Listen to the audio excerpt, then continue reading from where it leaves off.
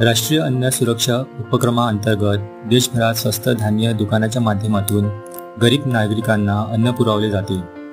त्यासाठी लाभार्थी कुटुंबांना रेशन कार्ड देण्यात येतात। याच रेशन कार्डच्या मदतीने स्वस्त धान्य दुकानावर लाभार्थ्यांना अन्न मिळते। दरम्यान रेशन कार्ड धारकांनी लवकरात लवकर ई-केवायसी करणे गरजेचे आहे। ज्या रेशन कार्ड धारकांनी ई-केवायसी प्रक्रिया पूर्ण केली नाही त्यांचे रेशन कार्ड येत्या 1 ऑक्टोबरपासून बंद होणार आहे।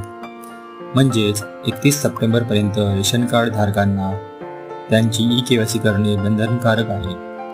घरात किती सदस्य आहेत, एका सदस्याचा मृत्यू झाला आहे का, या प्रश्नांची उत्तरं मिळण्यासाठी तसेच प्रत्येकाला त्यांचा हक्काचा शिधा मिळवणार यासाठी ई-केवायसी केली जात आहे। जर तुम्ही ई-केवायसी केली नसेल तर लवकरात लवकर करून घ्या। व्हिडिओ आवडल्यास तर जास्तीत जास्त लोकांना शेअर करा आणि कमेंटमध्ये सांगा की तुम्ही ई-केवायसी केली आहे की नाही। व्हिडिओ आवडल्यास तर लाईक करा, चॅनलवर नवीन असाल तर प्लीज सबस्क्राईब करा।